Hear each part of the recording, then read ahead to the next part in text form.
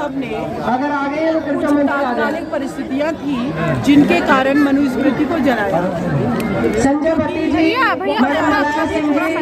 जो असमानता की बात कर रहे पुष्पा जी और जो भी सम्मानित कमेटी के सदस्य उनका अगर परिवार उपस्थित है, अछूत माना जा रहा है, उनकी पत्नी अगर उपस्थित है तो कृपया मंच पे आ जाए। वो सही था।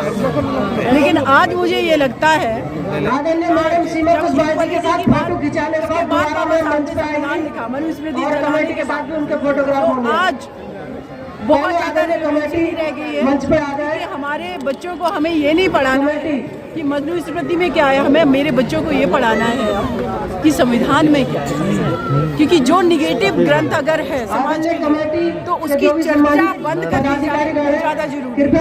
इसलिए मनुस्मृति की चर्चा हमें बंद कर देनी चाहिए। बाबा साहब ने सिंबॉलिक तौर पर जला करके और इस देश को एक ऐसा दस्तावेज दिया जो पूरी कम्युनिटी, इस देश के हर जाति धर्म वर्ग जेंडर हर किसी के समान बात कर रहा है।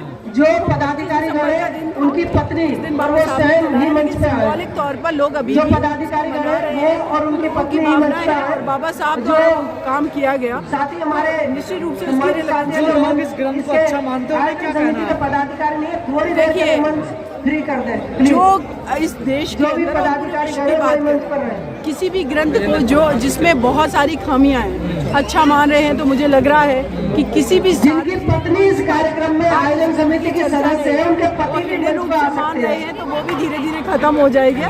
क्योंकि रिलेवेंस पत्नी इस आयोजन समिति में सदस्य है, रिलेवेंस इक्वलिटी के पति भी मंच पर आ सकते हैं। इसीलिए किसी भी सार्वजनिक मंच पर मनुस्मृति की चर्चा कम, संविधान की चर्चा ज्यादा हो। लेकिन आजकल कहा जा रहा है मनुस्मृति का राज आने वाला, उसकी चर्चा ज्यादा हो रही है ना देश में। देखिए मुझे लगता है इस देश की बहुसंख्यक आबादी ऐसी है जो संविधान से शासित होती है, संविधान से चलती है।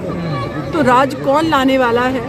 तो जो लोग भी ये कह रहे हैं कि राज आने वाला है वो यूनाइट हो जाएं, तो मुझे लगता है राज तो संविधान का ही चलेगा। ये संभव नहीं है, ये कहीं ना कहीं डर है आप क्योंकि वो डर, एक सेकंड, ये डर जो है वो किस लिए है? जब आप यूनाइट हैं, जब आपके प्रिंसिपल अच्छे हैं, जब संविधान में साफ साफ लिखा कि सभी बराबर है, डेमोक्रेसी को हमारे संविधान की मूल भावना है, भाईचारा संविधान की मूल भावना है, लोक कल्याणकारी राज्य के तहत इस देश के हर जाति धर्म वर्ग के नागरिकों को हम मेंटेन करेंगे, सरकार मेंटेन करेगी, चाहे उनकी फूड सिक्योरिटी हो, एजुकेशन सिक्योरिटी हो या फिर उनकी चिकित्सा की व्यवस्थाएं हो, हर चीज़, तो हम उन पर हमें फोकस करना चाहिए, उनको इम्प्लीमेंट कराना चाहिए।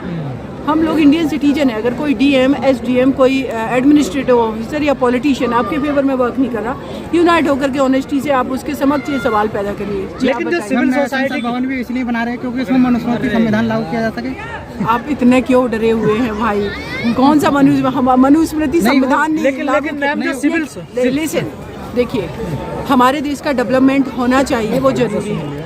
अगर हमारे देश की पार्लियामेंट उस टाइम पीरियड में बनी जब हमारे देश की पॉपुलेशन भी कम थी, तो अगर कोई नया इंफ्रास्ट्रक्चर बन रहा है जो कि एक्सेप्ट किया जाना चाहिए, अगर वो ऐसा कोई करता है तो हम सब लोग किस लिए हैं? हमें बोलने का अधिकार है, हमें आंदोलन करने का अधिकार है, हमें कोर्ट मिली हुई है, कोर्ट में हम अपने रिप्रेजेंटेशन की बात करने लगे हैं। दमखम से यूनिटी सबसे ज़्यादा जरूरी है।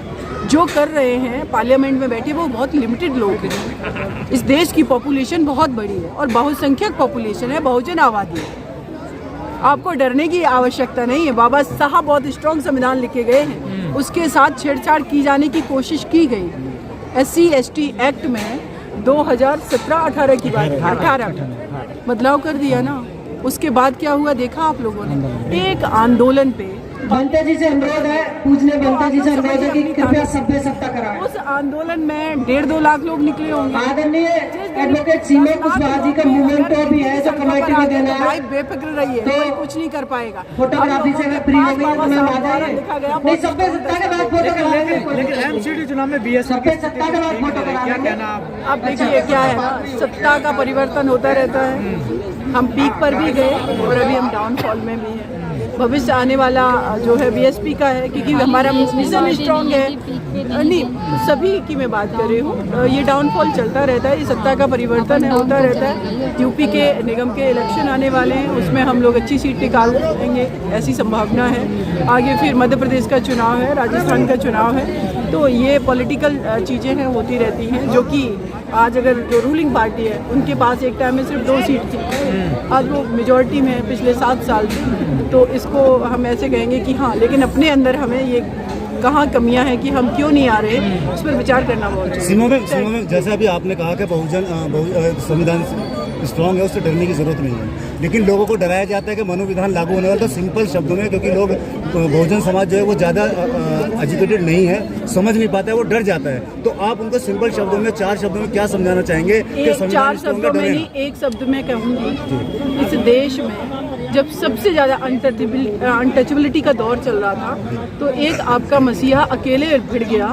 अकेले लड़ गया, दीदी निर्देश सिंह जी इस्तीफा दे दिया। अगर अभी यहाँ उपस्थित है तो कमेटी उनका सम्मान करना चाहती है बुक के देकर। इसका मतलब यूनाइट हो जाओ, एकजुट हो जाओ। दीदी निर्देश सिंह जी, कुछ लोग प्यार बांटने के लिए सड़कों पर उतरे हुए हैं।